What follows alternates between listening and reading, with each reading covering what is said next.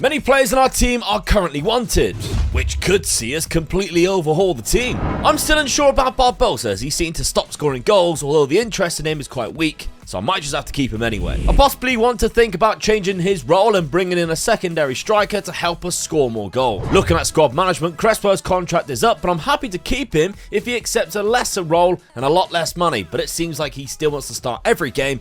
I can't really offer that, so I'll send him for a release. Same as Ogbonna, who's about to turn 36 and didn't play at all last season. One thing I've got to be aware of the next 2 summers, I think, is the age of majority of my first team players. If I go by ability here, a lot of them are 29. The first 3 are 29, in fact, and then the rest of them they should be fine. Because if I'm going to go for 5 seasons, I need to be aware of this, because I'm not going to be able to accomplish much with a bunch of 35-year-olds. Also, I think I settled on something with a tactic. I say settled. I'd like to try this. Now, it's kind of an offset diamond. Usually, you'd have it in the middle, and these two would be a bit further across. But I want Barbosa to be the lone striker, but have a deep line forward, and Kudus can do that in that striker role. He's very good at that. Jared Bowen's also quite a good shadow striker, if I'm honest. So I think I'm going to have a blast at this. I haven't changed anything from the midfield and the defense because we kept so many clean sheets, it was unbelievable. So all I've changed is that. And then I've also added the go down the left-hand side and made it slightly higher tempo just because we don't really have a right-hand side. Conor Brady just told us they're going to build a new stadium? What? I mean, I didn't think they moved into the London Stadium that long ago at all. What was it, 2018, something like that?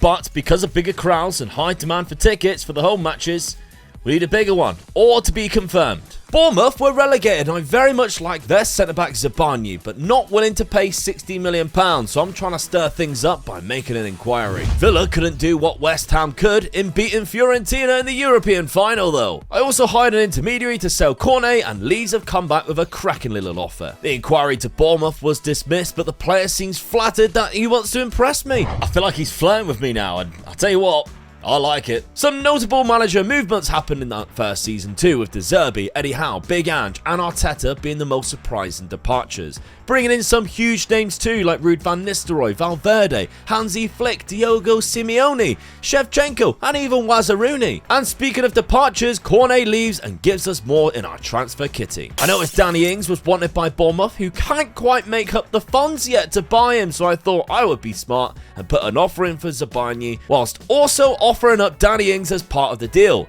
But they are being really annoying, persisting and wanting way too much money. Instead, I offered Ings out, who said he wanted to leave on a free next year anyway, and I accepted a couple of £4.8 million bids. Leaving us a striker short, and I know exactly who I wanted to bring in. The 19-year-old Spanish beast, Omar from Atletico Madrid. He is interested too, and works as an amazing, powerful, target forward-like striker, and not too costly either. Eventually getting a £13.5 million bid accepted. Contract was easy, he was happy with being a squad player, and I even set up a target for a good average rating to become a first team player the following season. I really like this signing. An offer from Saudi Arabia came in for Flynn Downs, which I accepted, of 11 million. In my recruitment focus, Kefren Thuram's name kept popping up, and I feel like I just have to make the move before the inevitable happens and a bigger club also bids and he rejects me anyway. Either way, he's an outrageous player, so it's worth a shot. So I might try and offer more than what he wants as a persuasion method, although I'd ideally want to raise that minimum fee release clause to over 100 million, but actually his wage request isn't that bad. Samu got his work permit and signs, and Flynn Downs is off. I must say I'm excited to get Omarodian firing. I think he could be an animal. One striker in, and Ings is out. Miraculously though, Kefren Thuram had no other offers and accepted our bid, and we can now confirm him as a West Ham player next season,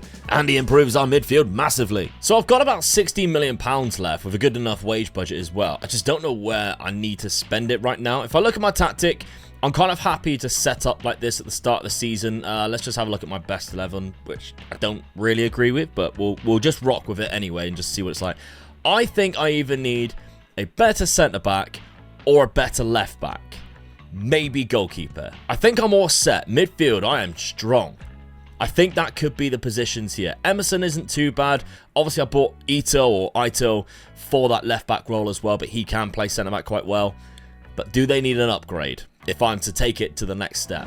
Option-wise, I like Tyreek Mitchell as he's a quality left-back and fits the homegrown quota. Or of course, we keep pushing for Zabanye at Bournemouth. However, Inacio is even better, and Sporting can't rip us off like Bournemouth are trying to because he has a minimum fee release clause, which I'm going to activate. No interest from other clubs, and he's interested in signing, so I just knocked the release clause off his contract, and we get a deal signed. But with all of our friendlies done and last season's nemesis Aston Villa in the first game, Inacio gets his work permit and signs for the club. And by the way, I noticed we're in the Champions League this year, bumped up from Europa League because of the coefficient points and 5 teams are qualifying. Inacio comes straight into the lineup, but Thuram stays on the bench because of fitness, but I feel like we are much stronger than last season now. But what a performance this was, and James Ward-Prowse coming back from injury and scoring the opening goal. But overall, the team all played well and we were lethal in front of goal. Gabby and Sammy both got on the score sheet, as well as Inacio, who bagged from a set piece. Aston Villa didn't know what to do and only managed to score once, already 4-0 down. But even then, Samuel had time to get his second goal of the game on his competitive debut and picking up man of the match. Thuram started the next match against Forest, who took the lead from Danilo's sweet strike. We relied on our new French midfielder to bail us out from defeat as he scored the equaliser on his starting debut. We signed a new backup goalkeeper too in Kovar after Fabianski's retirement, picking him up from Leverkusen on the basis that he counts towards being homegrown as well. Now, I think I'm done with the transfer window unless something big happens on deadline day, but I've played 2 more games since, a 1-0 loss at Anfield to Liverpool unfortunately. Darwin Nunez scored the opening goal. We were quite good in this, we didn't have a lot of shots, but I feel like we held our own, but Lucas Paqueta missed a penalty to equalise, and that pretty much cost us. So Alisson did also get man of the match. Then we lost to Leeds 3-2 and at home, and we just weren't good. Bunani actually scored a goal, so did Kudus. I played Bunani in that deep line forward role on the right hand side, as you can see here, of Barbosa, but the rest of the team kind of let him down. Kudus was fantastic, our 2 midfielders was good, Thuram wasn't, unfortunately, so yeah.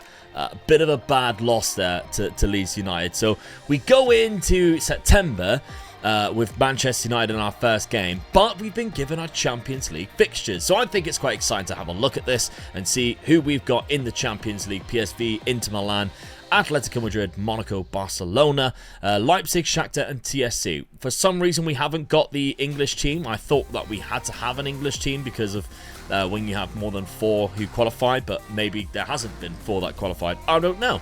But there we go. That's what we've got looking like going into the new month. Currently sat in 9th place, though, and Erling Haaland already has 12 goals in 3 games. Deadline day closed, but this time no transfers at all for us, and yet I still think we did a great job of improving the squad we had to work with last season, with some quality players joining this summer. Our first game against the league leaders, Manchester United, ended with a 2-1 loss thanks to an 88th minute winner from Mason Mount. First game of the Champions League, and we host PSV, who took an early lead when Lozano found a gap for our goal somehow. We started to pressure the Dutch side, and eventually Samu was the man to draw us level. However, it wasn't to be our day, and that same man Lozano smashed in a winner, and once again we lose 2-1. It was honestly quite a frightening month, as a draw to Newcastle was followed with our first win finally in the EFL Cup, but thankfully we got 3 points at Selhurst Park. And then that's when it all went downhill. Big time. I don't know what to tell you, but October we didn't even win a game. In fact, we were very, very poor. We lost to Leicester, Atletico Madrid, and Leicester again in the EFL Cup, meaning we're out of that. We did pick up a couple of good draws, though. I say good. Burnley and Fulham in the league, that's not exactly great, is it? But Inter Milan 0-0 in the Champions League, away from home, that's good. Anyway, I've changed tactic because I don't like that at all. I think we've been very poor. We've been struggling straight from the off at the start of the season, only winning 3 games all year. It was definitely time to change. I haven't changed the system. I've just changed a lot of the instructions and a couple of the player roles, just because I think it wasn't quite working in the route that we were going down before. So I'm going to try and go down this route as well. And I've gone a little bit more positive with a higher tempo. I've got a feeling that we just need to up the tempo a little bit, be a bit more positive. We might actually start scoring some goals there. It's hard to tell if it had an instant effect or not, but we did go 1-0 up against Manchester City. However, Alvarez got a straight red card after just 13 minutes, and from then on we clung on until Phil Foden's equaliser on the hour mark, but still I'll take that point. I started to lose hope, however, when we lost to Monaco and drew to Everton at home. But then finally we were due a great performance, and as a result, we went away to Brentford and scored within 1 minute. McGinn's goal kept us a goal up until a set piece, and Inacio doubled it to give our first win in months. But then we hosted Barcelona in the Champions League, and I couldn't believe my eyes as Mavropanos curled it into the top corner. Gabigol then put us 2-0 up with an early second half goal, and then John McGinn scored a third, and all Barcelona could get was one measly shot on goal that they did score from late on. We carried that into the Wolves game, and suddenly we 3 on the bounce and Arsenal up next. We only went as low as 14th somehow in the league, but now we climb all the way back to the top half. Against Arsenal, we started sharp and looked to continue our good run of form with an excellent Gabigol.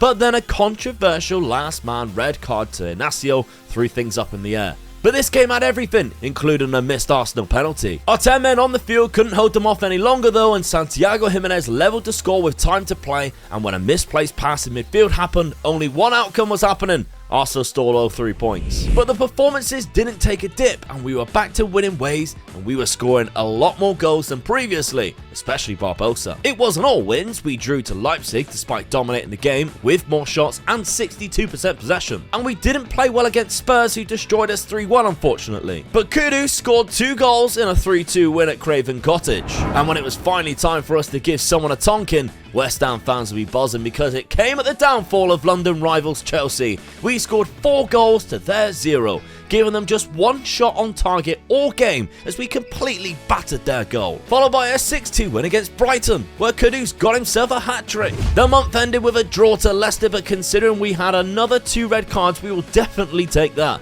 And our season has been revitalised, and we jumped into the top half of the table and now are just a point outside of the European spots. Some bad news in January though. Kurt Zouma had 6 months left in his contract and refused to renew his contract and sign with Atletico Madrid. But on the pitch, we continue to win against Palace, Watford in the FA Cup, and Brighton away. However, an injury to Barbosa. So I went with Samu in the striker role, with Buonanni on the right and Kudus in the number 10 role, and that worked very well. With Kudus and Samu working really well together, as Samu scores the first of 3 goals against Burnley, and setting up the second for Lucas Paqueta as he recorded 8 key passes in this game alone. A reminder that he is just 20 years old and it's his first season in the country. However, a trip to Shakhtar in the snow could only end in a 3-3 draw. And in our last game of the group stage of the Champions League, we lose to Serbian side TSC, whose stadium only hosts 4,000 people, and now we don't qualify for the knockout playoff because of it. And honestly, that result has just come out of nowhere and like completely deflated this month from what is actually a fantastic month. Because you look at the rest of the results, after a jam-packed December, we have done exceptionally well, especially domestically. We've won every single game in the league, the 3 games that we have played, and we've won both of our FA Cup games as well.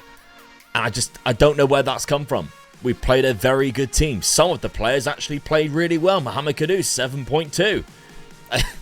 We haven't qualified. I don't believe it. However, in the Premier League though, things are looking up. We've moved up into 6th place. We're 5 points behind Manchester United, albeit they've got a game in hand. But maybe it has rocked us a bit because February sees us lose 2 out of the first 3 games. Thankfully against Spurs we found our feet again, and with Barbosa back in the side we looked at ourselves and scored more goals. He even picked up man of the match 2 in a 4-2 win at the London Stadium, with 3 goals coming in stoppage time. Another win with a dominant performance against Southampton, and the gap to Manchester United has closed, albeit with them having a game in hand still. But as you might have just seen, our run next is a tough one, starting with Arsenal and then City in the FA Cup. But we dispatched Arsenal 2-0 in the league with 2 goals from corners. In the FA Cup, we were at a setback when Jack Grealish scored a fantastic goal down the left-hand side quite early on. But although we were on the ropes early, when we found our feet in the game, we pulled it back level from Kefren Turam. And an early goal was exactly what we needed in the second half, and that's what Mohamed Kudus gave us. With Manchester City having 2/3 of the possession, you'd think the tide would shift back with them, but Paqueta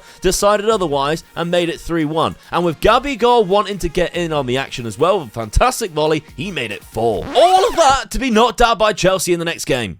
Just a little blip though, as we pick up another league win against Everton, and we hold on to our 5th place at the minute in the league, which as we know could be a Champions League football again. We left it till midway through the second half before breaking the deadlock against Brentford, but Barbosa once again with a goal and a fantastic performance. Lucas Paqueta didn't make us wait too long after that, however, before he doubled the West Ham lead for us, and then a bit of class from our Brazilian striker who set up the substitute Jared Bowen. But this is where things got really interesting for the rest of the season, because Manchester City came to the London Stadium and unfortunately beat us 2-1. Kevin De Bruyne with a 69th minute winner.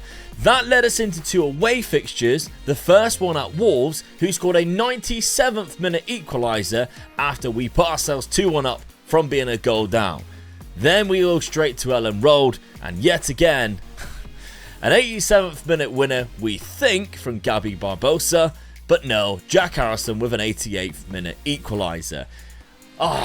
It's very frustrating. Now we've got to go and face Liverpool at home, who is in 4th place, the position that's above us, because we are still in 5th. I don't know how we're holding on, but the games around us, Liverpool, Newcastle, Manchester United, are our last 3 games. That's incredibly difficult.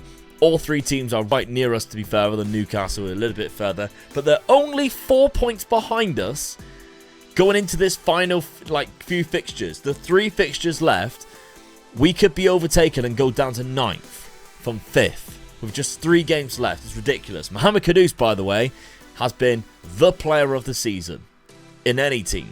He's been incredible. So now is the time for us to perform, and that's exactly what Gabriel Barbosa decided to do, scoring within 12 minutes. And I'll be honest, Liverpool produced nothing substantial all game, and second half Barbosa was clinical once again to get his second. But just to make sure and put a cherry on the top, Alvarez made it 3-0. Manchester United beat Chelsea in the early kickoff though, and stay on the same points as us as we go into our last 2 games. But fast forward to that penultimate Newcastle game, 2-1 up, no time left, and Newcastle's goalkeeper whips in a perfect cross for Tonali to equalise. What? And Manchester United leapfrog us thanks to their win against Aston Villa, but we play them on the final day, of course. We wanted to start fast with a goal, and that's what we did when Aito's run and through ball went down the left-hand side, went all the way to Gabby, who slotted it in for the lead. But right after half-time, Inacio had the ball robbed off of him by Rashford, and it's 1-1, and we dropped down to 6th again. However, the hero of the day, 20-year-old Samu Omarodion with a big header smashed into the Manchester United net, and we jump back into that Champions League spot on that final day. A huge win for us right at the depth and relief after such a shocking start to the season.